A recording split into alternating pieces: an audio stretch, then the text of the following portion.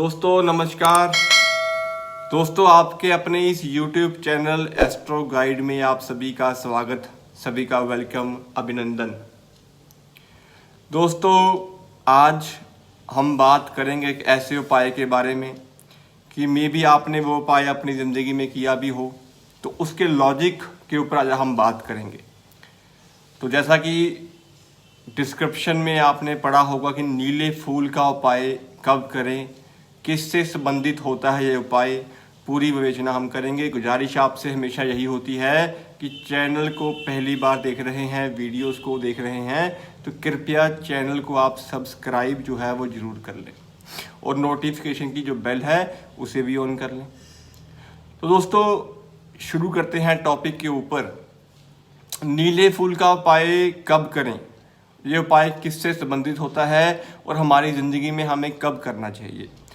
दोस्तों नीले फूल का उपाय एक ऐसा उपाय है कि ये बड़ा कारगर उपाय बोला गया है। इसके रिजल्ट्स जो हैं बड़े अच्छे आते हैं और ये बेसिकली हमें कुंडली में ग्रहों की स्थिति को देखते हुए करना चाहिए। जैसा कि आपको पता है दोस्तों, जो नीला फूल है, तो पहले तो हमें देखना होगा कि नीला कलर किसका है। नीला कलर जो होता है दोस्तों, ये बेसिकली राहु को डिनोट करता है। फूल जो होता है ये बुध की कैटेगरी में आता है। और जो सुगंधित चीज़ें हैं जैसे कि जिसमें हम भौतिक सुख जो है वो देखते हैं, वो शुक्र के संबंधित आता है दोस्तों।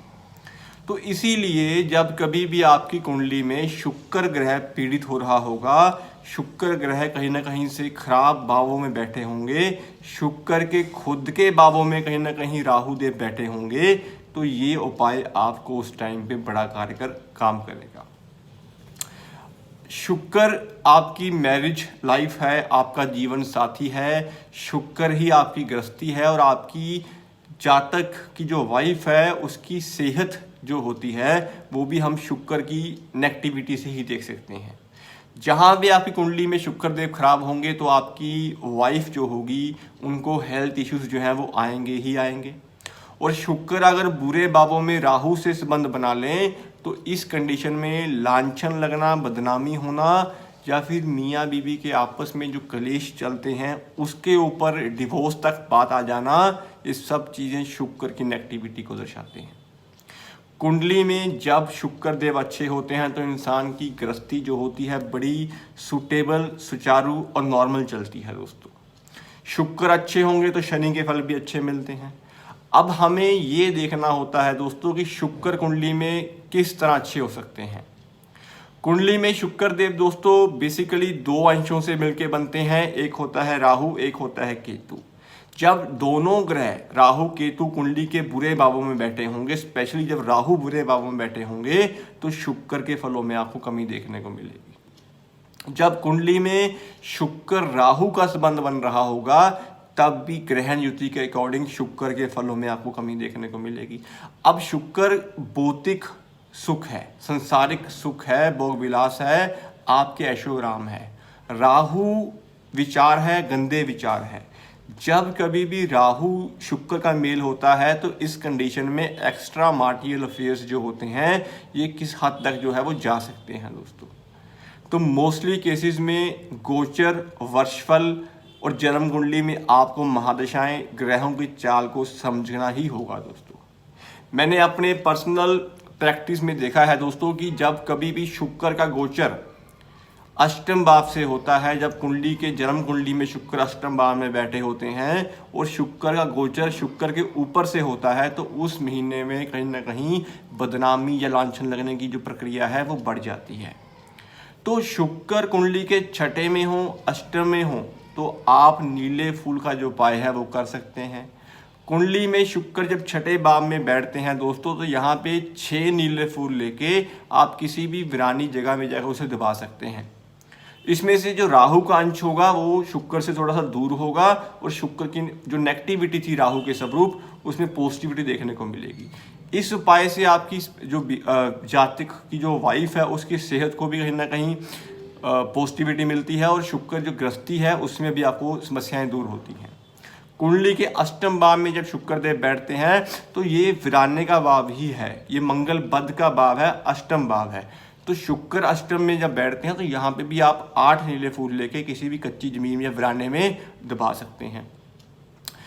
तीसरी कंडीशन दोस्तों, जब शुक्र देव 12वें भाव में बैठते हैं। अब 12वां भाव शुक्र का उच्च का भाव है, यहाँ पे उपाय की जरूरत नहीं पड़ती हमें, क्योंकि शुक्र ऑलरेडी उच्च के भाव में बैठे हुए हैं। लेकिन यहाँ पे शुक्र जो है ये राहु के घर में बैठे हुए हैं, जहाँ पे राहु का ऋण भी लगता है और शुक्र राहु का संबंध भी बनता है। तो जब कभी आपकी वाइफ को हेल्थ इश्यूज हो रहे हों, मैरिज लाइफ में समस्याएं आ रही हों, आपको कहीं ना कहीं से प्रॉब्लम जो है वो फेस कर रहे हों, जातक या लड़कियों की तरफ से आप प्रॉब्लम्स जो फेस कर रहे हों, तो मियाँ बीवी का झगड़ा बढ़ चुका हो, हेल्थ इश्यूज बढ़ चुके हों, तो अगर जातक की वाइफ शाम के टाइम पे यानी कि संध्या के टाइम पे सूरज ढलने के बाद मिड जो रात्रि होती है, संध्या का टाइम जो होता है, उस टाइम पे अगर आप 43 नीले फूल लेके किसी भी पुरानी जगह पे दबाते हैं तो आपको अच्छे फल जो मिलने शुरू हो जाते हैं। बाकी कुंडली में जब राहु सप्तम भाव में बैठते हैं, यहाँ पे भी शुक्र को पीड़ित करते हैं, तो आप 7 नीले फूल लेके किसी भी गंदे नाले में जो है वो गिरा सकते हैं, शौचालय में गिरा सकते हैं।